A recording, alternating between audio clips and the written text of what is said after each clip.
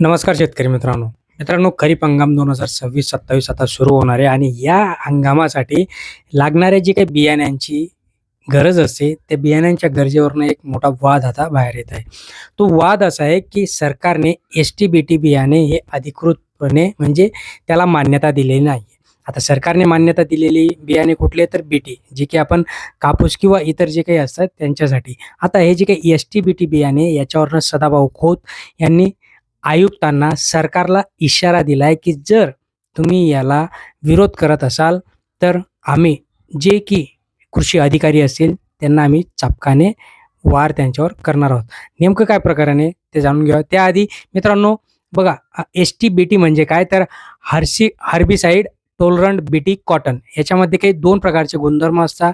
याच्यातला सगळ्यात महत्त्वाचा फायदा काय असतो, तर बोंड अळी सारख्या कीडनाशकांपासून इथे संरक्षण मिळत असतं आणि कीटाणू म्हणजे काही तणनाशक देखील असतं. म्हणजे तणाला हे जास्त वाव देत नाही, तण हे उगत नाही. आता तणनाशक आणि फवारणी केल्यावर तण मरतात. पण याच्यामध्ये काय आहे, तर आपल्याला फवारणीची गरजच नाही. कारण की तिथे तण येतच नाही आणि कापसाचं जे काही अ, अ, बोंड असतं ते बोंड देखील सुरक्षित राहतं. पण याचे जे काही त्यांनी सांगितले, की याच्यामुळे पर्यावरणामध्ये याचा परिणाम होतो.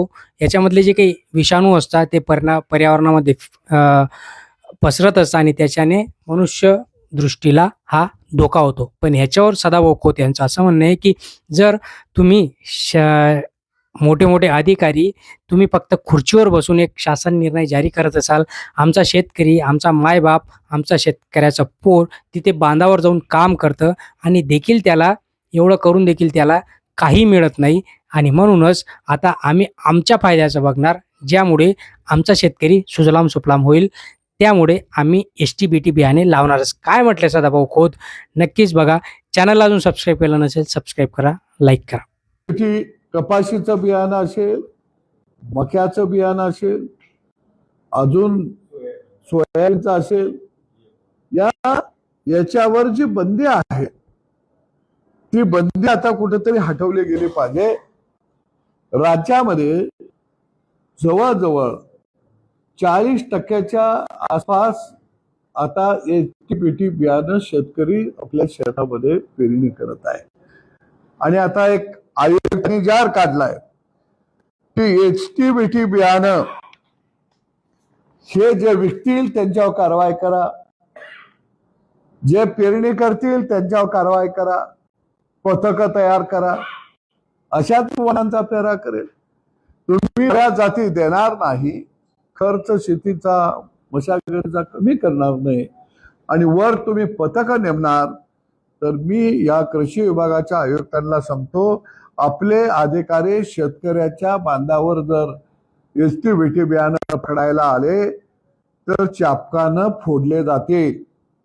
कारण शेतकऱ्याच्या घरामध्ये 12 बैलाचा चाबूक अजून खुटीला अडकून ठेवलेला आहे. त्या वादीला आम्हाला तेल लावायला लावू नका.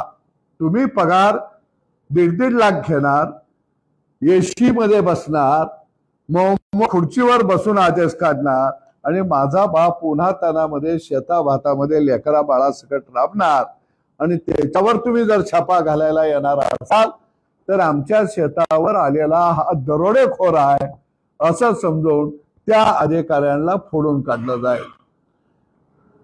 आणि मी आवाहन करतो कृषी आयुक्तांना, तुमच्या जर हिंमत असेल तर या वर्षीच्या कापूस बियाणाला एस-टी-बी-टीच्या पेरणीला सदाभाऊ खोत यवतमाळ जिल्ह्यामध्ये जाणार आहे.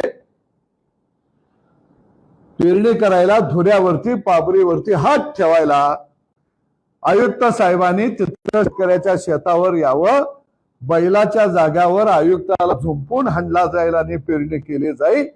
परंतु शेतकऱ्याचा तंत्रज्ञानाला आणि स्वातंत्र्याला जर कोण विरोध करत असेल तर सगळा कापूस उत्पादक शेतकरी, सोयाबीन उत्पादक शेतकरी हे सगळं मोडून काढल्याशिवाय शांत बसणार नाही.